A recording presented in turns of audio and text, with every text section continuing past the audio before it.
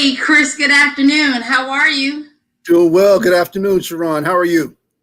I'm doing as well as I can be, as we've been in the house with COVID for about 7 months now. Right. Maintaining the good with the bad, right? Right. You know, trying to keep the smile on my face and trying to keep a positive attitude every day is what I'm trying to do. That's all you can do. I know you have some new healthy habits, all that good stuff, right? You're probably exercising every day. Well, I try. I try. So I want to welcome anyone who's watching us. I am Cheron Porter. I'm the head of public relations for INLIVIAN, and I am Chris Campbell, the senior vice president of community partnerships for INLIVIAN. And today is our first Liv Tv, is a lunch and learn series that we've started just to kind of shine light on people who are doing great things in our community.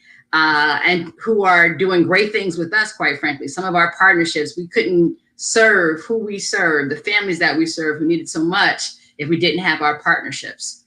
And today we're going to be talking about COVID, right? Where are we now? That is like top of mind for everyone, right? Absolutely. How to exist in this world, and we see the numbers are going up and down and up and down, and we don't really know what to do. You're right. I mean, it's a very confusing place to be right now, because you're right. I mean, once you think things are getting a little better, then it seems like the numbers say no, that's not the case. Right. So it creates a lot of confusion.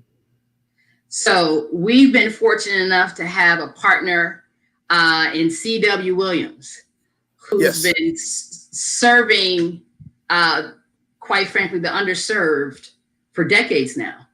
And so we have the great pleasure of having our partner, Ms. Debra Weeks, who's the CEO of C.W. Williams, to come and join us and let us know where we are today with COVID. So let me bring her into the studio. Great. Good morning, Ms. Weeks. How are you? I am well. Good morning. Good morning to my INLIVIAN partners. How are you this morning? Good morning. Good morning. Good morning. We're doing our best. Ms. It's Weeks, thank you for inviting me. Thank you for joining us. Again, first off, I have to say thank you for being a partner with us and serving our communities. We couldn't do what we do without you.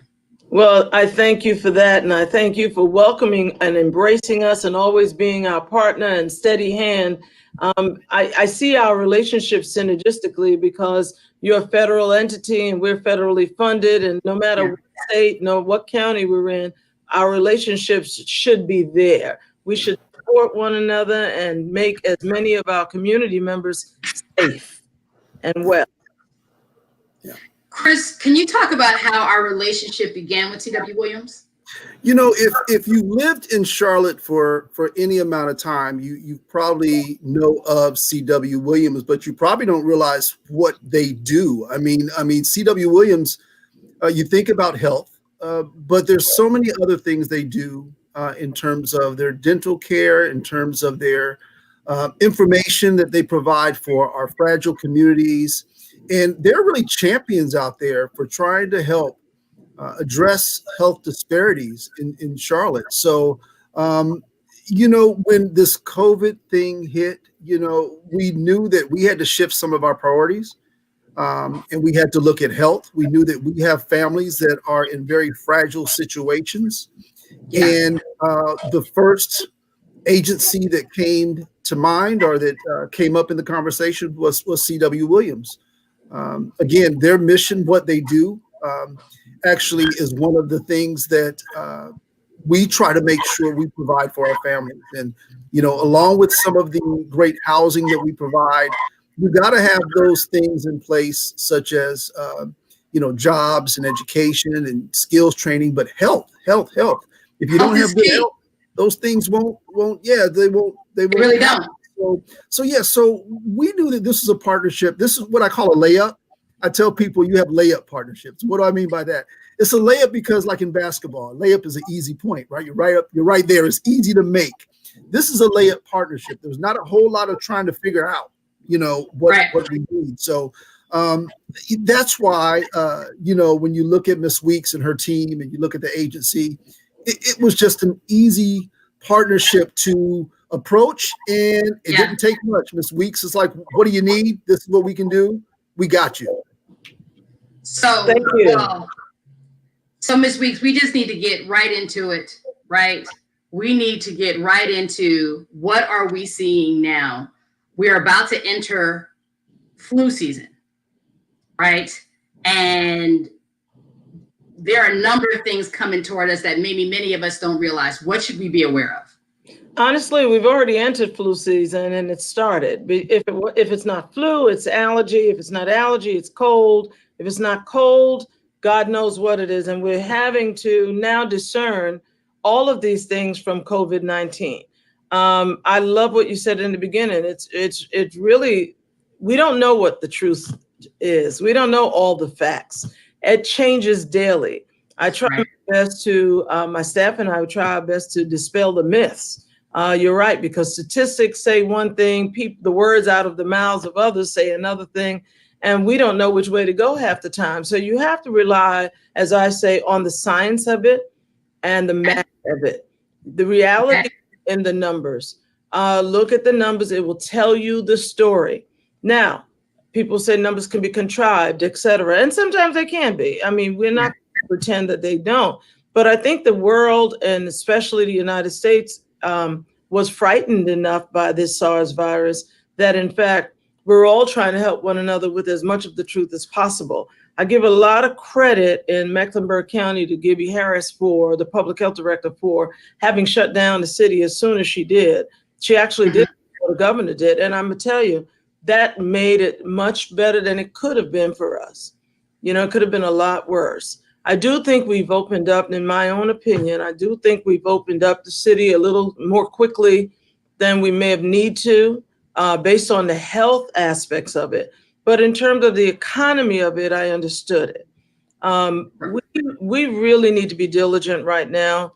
I see people acting a lot more, less frightful, fearful, and a lot more like these are regular times than in 7 months. I don't want anybody to feel like that they can take their masks off. You cannot. You can't take your gloves off if you're wearing them appropriately. You cannot. You have to wear your PPEs if you're testing or if you're going into certain areas. You must be diligent with washing your hands. You must be diligent staying 6 feet apart. People call it social distancing. I call it safe distancing. You really do need to do that. This is not a time where we need to give up what our responsibility is to each other. This is a time where we need to become much more diligent, much more steadfast, much more or better prepared than ever before. It was easier, and it will be easier in the spring as opposed to the fall and winter because of the colds, the flu, the allergies. We have to discern one from the other. So what does that mean? We have to rule out COVID. We know that. And then maybe we can follow down the line to whether it's flu or pneumonia or allergy. But it has to be ruled out because you must quarantine people. Now, C.W. Williams took a big hit, as you know, this summer because the companies, the lab companies, were very delayed because of the surgence of tests that were coming forward. There were tests coming back in two weeks plus. That's really a good time for any of us in America, but specifically what we experience here in Mecklenburg County. So right now, thank goodness, we're back at 2 days, 3 days tops. It's returning, except if the test is on a Friday or Saturday, because we know the lab companies don't really operate on Saturdays and Sundays. So otherwise, your test comes back in a reasonable amount of time. So yes, I hear a lot now. I'm listening more actively in the language people are using and the things that they're doing. I hear people talking about they're going on vacation. Wait a moment, you're going on vacation, but you just took a COVID test. Did you get your results yet? Yeah. Where are you going? You know what I mean? You cannot go anywhere until you have those tests returned to you and you know you're safe to travel or you're safe to be among other people if you're doing that wisely. I myself looked forward to a vacation. I don't know when that will come. I haven't had one in a long time. And all of us are looking forward. All of us want to Yes. get out. We want to break out. We're tired of being in the house. Well, I'm at work. I've not been as shut down as many. I spent maybe a period of 6 weeks shut down, and it drove me nuts too. So I can imagine people want to break out and do things in a normal fashion. Right. We need to wait for that. We need to pay that gratification as much as possible right now. Absolutely. So I should let everyone know who's watching that you can ask us questions. And I know we have a couple questions coming in. So one, CW Williams has been giving free COVID tests to people, whoever, as I understand correctly, whoever comes through your doors, you give a free COVID test to, correct? No, that's not accurate. So what we do is those people who do not have insurance have a free COVID test. If you have insurance, we will process your insurance as normal. But anyone who does not, there are no questions asked. You don't have insurance, we will provide you a free test. It is important for everyone to have the test. The other piece that we do differently is that we don't have a criteria that you are required to meet. So often people thought, well, I don't meet the criteria. Well, the issue for us became, it's really, now it's predominantly in the Black and brown community. We knew that it was predominantly asymptomatic people quite often. So that meant we are now the special population. You have to know if you're positive, especially when you're asymptomatic. If you're asymptomatic, you're not having any symptoms whatsoever, yet you're walking around in the stores and everywhere else, but you are positive. So it's important for people to get tested. And I don't mean frequently, all the time, unnecessarily, because it is still a cost associated with the test. It is something that we are all trying to prepare for in terms of, we don't want to get back to a place of shortages. Right. We do want you to, in fact, test yourself. If you feel you've been exposed or someone you know is positive and you were around them, it is a good time to get a test. I try to make sure testing does not stop as much as possible here at CW Williams. We test Monday through Thursday aggressively. We test Fridays, Saturdays, and maybe Sundays if we are at a large event, if we are going to be doing special testing at a location. And to that end, you all have been wonderful partners. I thank you because you jumped in right away. INLIVIAN did not hesitate. You said you wanted to have your seniors tested, especially their vulnerable population. You wanted to rule them out. You heard all the news about it and you contacted us. And I thank you for that because you saved lives. And that's what we're in the business of, saving lives. We're making a difference, right? Yeah, absolutely. So we have a couple of questions. We have a couple of questions coming in. First question, we've heard of rapid tests. What time frame is considered for rapid tests? Those rapid tests are 20 minutes. They're about 20 minutes or so. Williams, we didn't choose to utilize them. We may start to adapt to thinking about it, but in the beginning, for the first several months, there were a lot of false positives and false negatives. So we didn't want to get into that. That's why the testing with the blood or the nasal test is so much more important because we can, in fact, without a doubt, get the correct results. So will the standard flu shot help you if you come in contact with COVID? No. Okay. Flu shot is for flu only. It has absolutely nothing to do with the coronavirus. Now, I wish it did. It would make life so much simpler because then we would be on our way to a vaccine. But that one thing has absolutely nothing to do with the other. Okay. And another question we have, are you guys also doing conducting contact tracing? Yes, we are. We have three contact tracers currently. One speaking. We're trying to add on another Spanish speaking. Wonderful. Chris, question for you. You are on the ground with our residents. And you've had a number of, at our senior properties, at our family properties, you've had CW Williams and other partners doing COVID testing. What's been the reaction and what have you seen from people with that resource?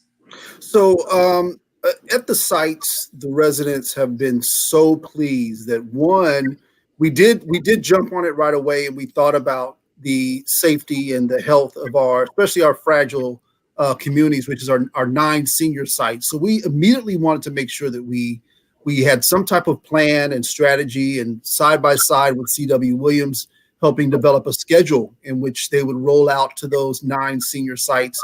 And you're talking about 800 residents if you look at the total number that live in those 9 sites, close to about 800. So the effort to make sure that we had a strategy was really important out of the gate. And the response from residents, Cheron, has been tremendous. I mean, I'm not exaggerating. It's been people want to give hugs, which, that's but that's how, I mean, people are really touched, right? And they really want to express how much they appreciate us being able to have a partnership and be able to support C.W. Williams with coming to our sites. And I mean, you should see their team. They get to the site, they have their PPE on. Great. We go into our location and we start wiping down. I've learned so much just being a part of working with the teams. And then there's, making sure that as we greet people and they come in for the testing, they were constantly educating people on the importance of wearing the mask and how to properly wear the mask. So, the response has been great. It's been an education, not only for me and staff, but it's been definitely an education for residents. And we encourage them to tell your family, tell your friends, you can't wear your mask on the chin, right? You can't just wear it over your mouth. You got to wear it over your mouth. Over the nose. Thank you for that. Thank you. It's those things that individuals just did not know. You know better, you do better. So, but to answer your question, that response has been overwhelming. People have been so happy, and they're always asking, when are they coming back? When are they coming back?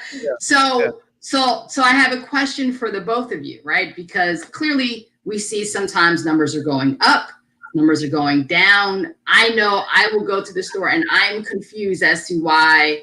Well, at least before it was state mandated that you had to wear your mask, I was confused as to why people just didn't have it on. Like they were just out like it was Sunday. I'd go to Walmart and I'm like, I don't understand. I'd go to Lowe's. It doesn't matter where I was. There were just some people who just, so Ms. Weeks, what is it that you think,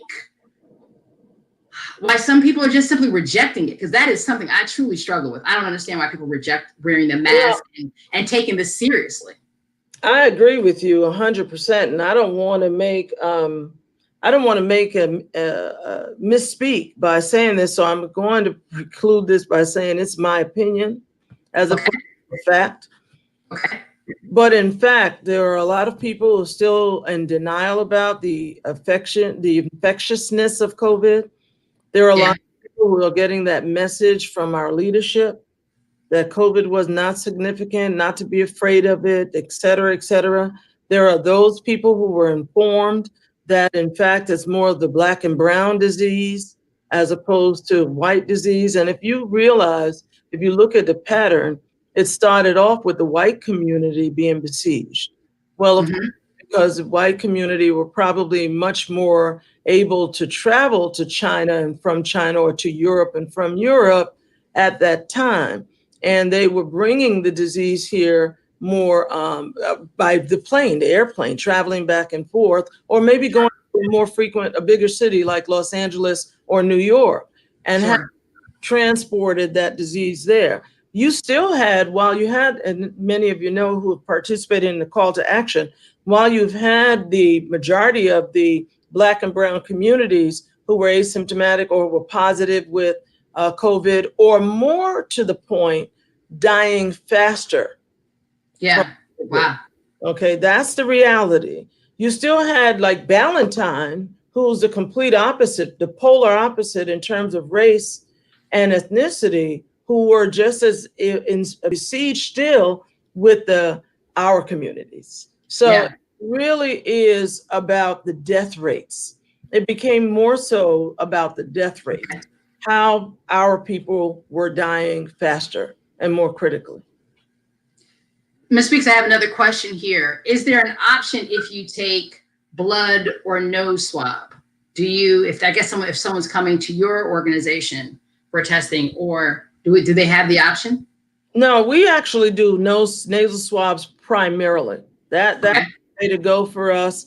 It works efficiently. It's been a great experience. A lot of people are very fearful of the test, but when they do it, they're like, oh, it's not as bad as I thought. Now, I've had that test a couple of times myself, and one provider did it where, of course, I sneezed or I coughed after, and the other provider, I was like, what are you digging for, gold? You know, it really does depend on the provider sharing, it's doing that service, but either it's so important to have that information. So the test is essential. So I've got another question. It was a conversation I was having recently. We have, there are reports of vaccines coming to the forefront. And I'd like you just to clear up at least what you understand from your opinion and from your experience as a healthcare provider. I've heard questions about, you know, the effectiveness of a vaccine, the time horizon that they have had or not had to test the vaccine, the population size that they are using to test the vaccine on is a lot smaller than maybe would have been traditional outside of these times. So there's concern, one, I think, around should we be concerned around the effectiveness, I guess is the question. And secondly, Black and brown folks are not necessarily inclined, at least in my experience of being Black, taking vaccines. The Tuskegee experiment is alive and well in our memory. So can you please talk about that and what we should know and what should we anticipate? Well, Cheron, you never make it easy. Goodness, that was a heck of a question. Thank you for it. I'm sorry. No, it's absolutely on target. I mean, we do need to start having these conversations much more readily. I mean, we're learning so much. This virus came to the United States with very little knowledge. So we've grown from 7 months ago so much more. However, that does not mean that the science bears truth to evidence of a vaccine that is truly going to work. Let's be real, okay? Generally speaking, in my 34 years of doing this and being involved with healthcare and medicine and such, the immunizations and vaccines and medicines, let's put those all in one bulk for a moment. Generally speaking, they predominantly test at this rate for medicines for white males between 18 and 44. But really, medicines, we don't know how medicines impact us as a Black and brown community, or even females, white or Black, okay? Because that's not the base for your testing, generically. Right. Immunizations is the same as medicine. And vaccines, normally for any disease, take up to 4 years to develop one. Wow. We've seen in the history that I'm aware of, and I may be wrong, somebody can always email me or send me that information, whereby we've had an effective vaccine that has taken us less than 4 years. So yes, during that time, however, you have to test a plethora of people. You know, if you have to test whether those vaccines that they're developing are working. And if they're working, what areas are they working on? What are they not capturing? How effective are they, et cetera? So they are going to need a body of people to volunteer for some of those tests. Absolutely.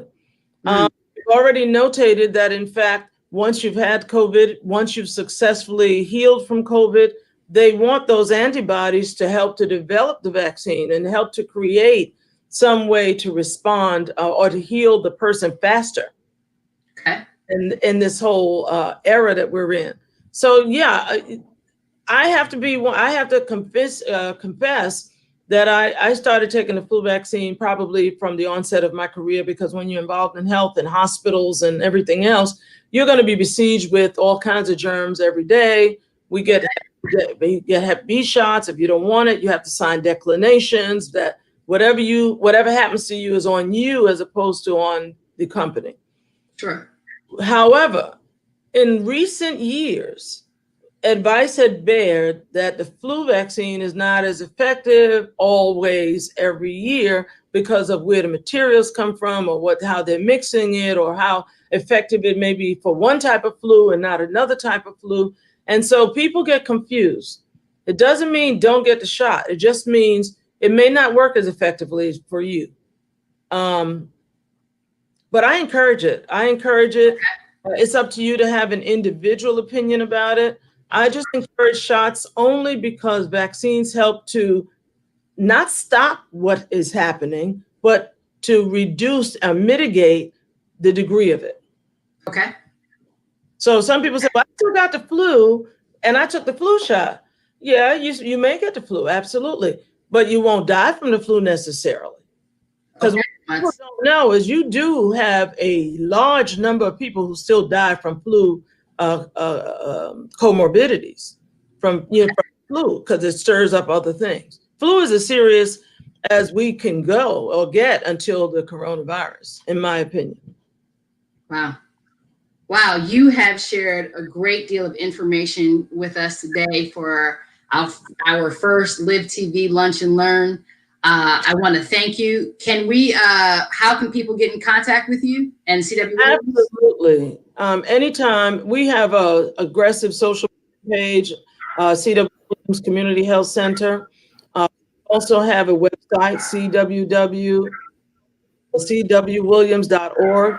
You can go to our website. You can actually email us. All of us have our first initial last name at cwwilliams.org. And you can contact us through the 866-CWW4U. That's CWW4, the number 4, YOU. And that way people will remember it better than the 393-7720 number. Okay, because I'm about to say, we have the 704-393-7720. Right.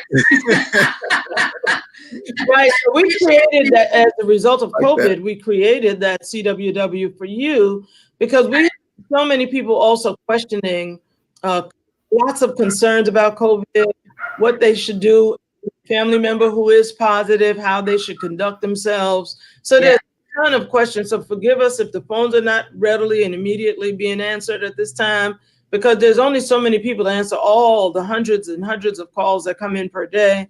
But also we're under construction. We're doing a lot of construction. We're trying to make it better for you, the patient, for everybody that walks into CW Williams. We've had, this building is over 80 some odd years old and has not been worked on for at least 30 some odd years. So, or almost 40, because we're 40 years here. And there's a lot of work to do. So we do have a new site, 800 Clanton Road, that we are seeing patients, seeing patients, and we also have administration there, so we can expand the clinical services here at 3333 Wilkinson. And we're still growing and we're changing, and we're grateful for partners like INLIVIAN, and I thank you for this Liv time. This is awesome. I hope to be invited again. Oh, we'll definitely have you back. But before I let you go, there is one more question I want to make sure we answer here. If people are self-quarantining after exposure or a positive test, how are their antibodies being captured after quarantine? Now, it's not the quarantine, it's the negative test. Once you reach a negative test. So that's a good question to ask. Okay. In fact, what is happening, what a lot of people say, well, I've quarantined for 14 days, so I'm no longer contagious. Well, there's a lot of debate about that, really. Okay.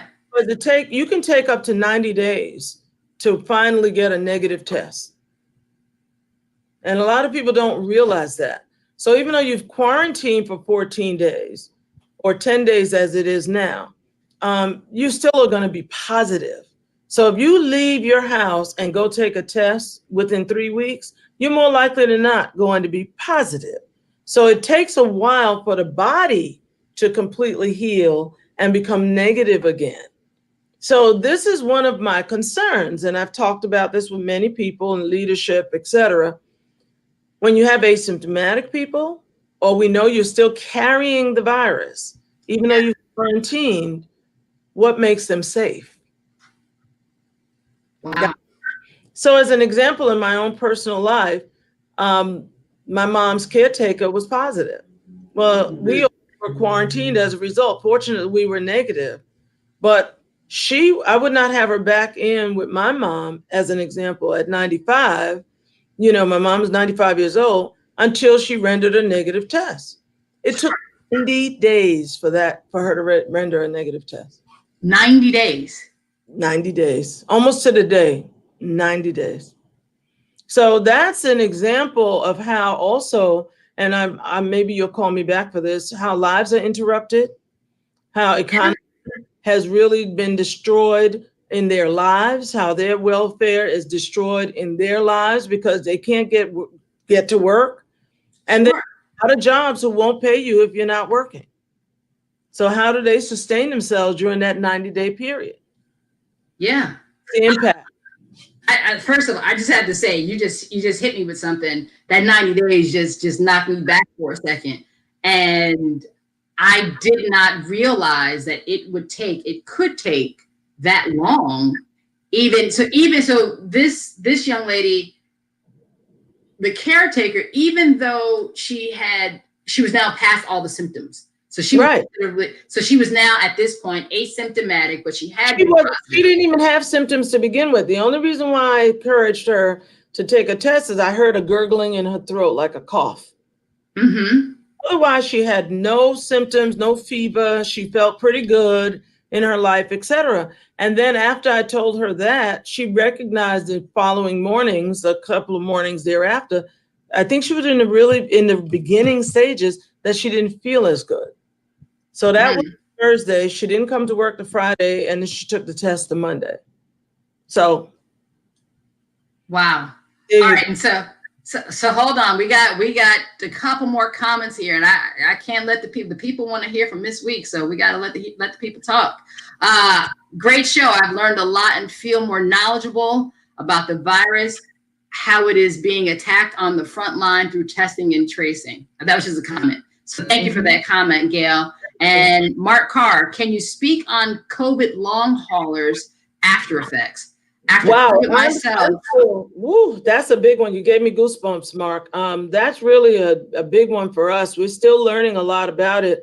I know that they had a great show this morning on Good Morning America, and we're still learning, again, what the long haulers' impact is. You're talking about virtually healthy people who are long haulers. It's kind of scary just to think about it. 6 months later, people are still having symptoms that are unfortunately impacting their daily lives. I know that there are a few well-known actresses and actors who are also online telling people about their long haul symptoms so that, in fact, people can learn this doesn't necessarily go away. Now, keep in mind, every single person does not have the same